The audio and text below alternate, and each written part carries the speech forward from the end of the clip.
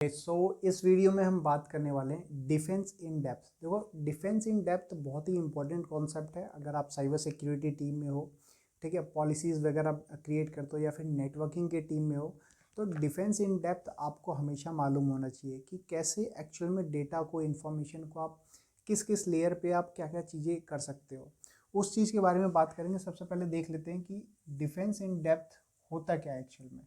ठीक है, जैसा कि मैंने बताया आप लोगों को कि डिफेंस इन डेप्थ का मतलब यही है कि आप अपनी इंफॉर्मेशन को, अपने ऑर्गेनाइजेशन के डेटा को एक लेयर हर एक लेयर वाइज पे आप क्या कर रहे हो, सिक्योरिटी प्रोवाइड कर रहे हो। ठीक है, अब इस पे याद करने के लिए ये 7 लेयर्स होती हैं बेसिकली।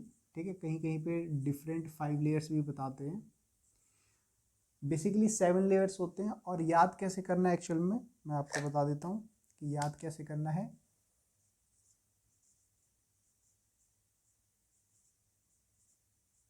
ठीक है, ये वर्ड आप याद कर सकते हैं, डाहिप समथिंग करके। ठीक है, अब मैं बनाने जा रहा हूँ कि लेयर, हर एक लेयर पे कौन कौन सी सिक्योरिटी प्रोवाइड होती है उसकी बात करेंगे।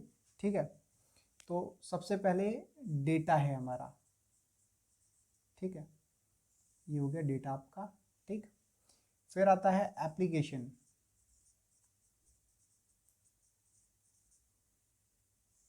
ये आपका एप्लीकेशन। ठीक, देन होस्ट आता है आपका। इन सभी पे एक एक करके बात करेंगे। देन आपका इंटरनल नेटवर्क, ये हो गया आपका इंटरनल नेटवर्क। ठीक है, अब आपका आता है perimeter.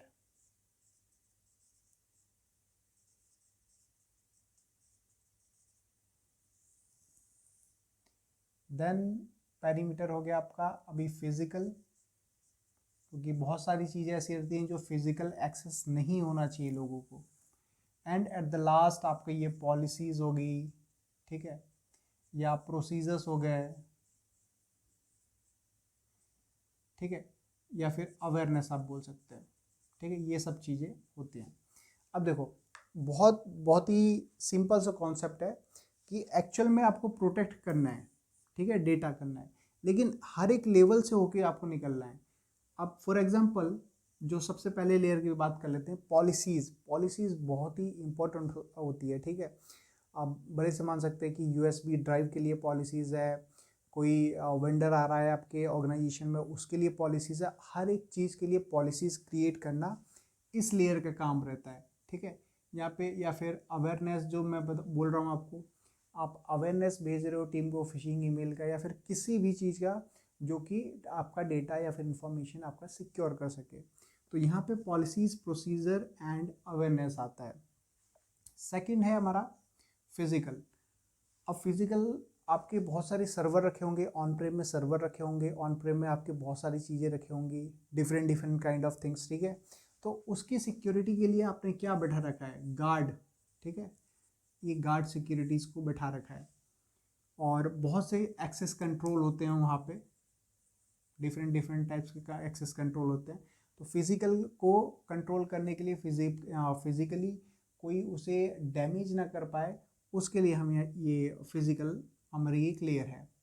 Now the second one is perimeter. अब पेरीमीटर पर मैं सिंपल वर्ड में बोलूँ आपको तो डीएमजी, आप डीमिलिटराइज जोन आप बोल सकते हो। ठीक है, बेसिकली ये दोनों नेटवर्क है, ये लोकल मान सकते हैं आप। ठीक है, और पब्लिक से, ठीक है, अब मिलिट्राइजेशन जोन क्या होता है एक्चुअल में, ये समझने की कोशिश करो आप पहले। ठीक है, जो भी पब्लिक से डेटा आएगा, ठीक है, अब ये तो इंटरनल तो आपका लोकल नेटवर्क है, कोई भी बाहर का बंदा, मान लो आपका कोई वेंडर है, आपका कोई क्लाइंट है, वो आपको कैसे कम्युनिकेट करने वाला है। ठीक है, तो उसके लिए डीएमजी होता है, जो आप कह सकते हो लोकल।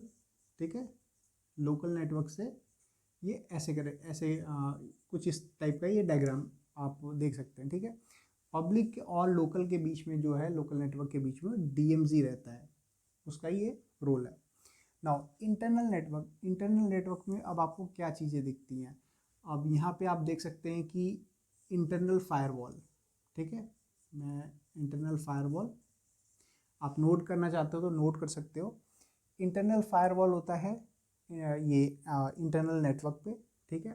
आपका NIDS, ये NIDS हो गया, IDS हो गया, ये सब जो चीज़ें हैं ये आपकी नेटवर्क लेयर पे आपकी काम करती है, यानी कि इंटरनल नेटवर्क पे मैं ये बोल सकता हूँ, ठीक है। नेक्स्ट है वी हैव होस्ट। अब होस्ट को आप सिक्योर करने के लिए कौन सी चीज़ें कर रहे हैं, जैसे कि आपका हो गया device, let's say it might be Windows, it might be Mac, whatever, right. तो अभी होस्ट को आप सिक्योर करने के लिए क्या कर सकते हो, सबसे पहले एंटीवायरस होना चाहिए उस पर, ठीक है। उसका खुद का पर्सनल फायरवॉल होना चाहिए, ठीक। ऐसी डिफेंडर, जैसे माइक्रोसॉफ्ट में डिफेंडर फॉर सिक्योरिटी ऑलरेडी है, ठीक है। ऐसे different different kind of security आपकी होस्ट लेवल पे ऑलरेडी होनी चाहिए, ताकि आपका डिवाइस जो है एटलीस्ट वो कॉम्प्रोमाइज़ ना हो, ठीक है। Now next one is application. अब एप्लीकेशन, कोई एप्लीकेशन है उसकी सिक्योरिटी के लिए आप क्या कर रहे हो, ठीक है। ऑब्वियसली यहाँ पे आप ओएस टॉप 10 जो भी चीज़ें वहाँ यहाँ पे आपकी वो चीज़ें तो लगेंगी। यहाँ पे आप जो टूल्स वगैरह यूज़ कर सकते हो एप्लीकेशन पे, आप वेब यूज़ कर सकते हो, ठीक है। वेब एप्लीकेशन फायरवॉल, यहाँ पे ये चीज़ें यूज़ कर सकते हो। आप SCG यूज़ कर सकते हो, सिक्योर कोड गाइडलाइंस, ठीक है। जब भी कोई डेवलपर कोई कुछ कोड कर रहा है तो एटलीस्ट उसके लिए सिक्योर कोड गाइडलाइंस की पॉलिसी आप निकाल सकते हो। Now at the last, data. अब डेटा को आप प्रोटेक्ट करने के लिए क्या कर रहे हो, सबसे पहले इस पर एनक्रिप्शन होना चाहिए, ठीक है। जो भी डेटा आपका मूव हो रहा है एटलीस्ट उस पर एनक्रिप्शन होना चाहिए। सेकेंड थिंग की DLP, डेटा को आपको प्रोटेक्ट भी करना है, ठीक है। उसके लिए आप DLP यूज़ करो, एटलीस्ट बहुत सारे टूल्स आते हैं डिफरेंट डिफरेंट काइंड्स के, तो वो चीज़ें आपको यूज़ करनी पड़ेगी। आई होप कि ये जो डिफेंस इन डेप्थ है ये कॉन्सेप्ट बहुत ही क्लियर हो गया होगा। अगर ये वर्ड अगर आपने याद कर लिया डाहिप करके, तो ये जो मैंने बनाया है ये इमेज, ये बहुत ही ईजीली आप ये लर्न कर सकते हो। इस वीडियो में इतना ही, और मिलते हैं नेक्स्ट वीडियो में। Bye bye, take care.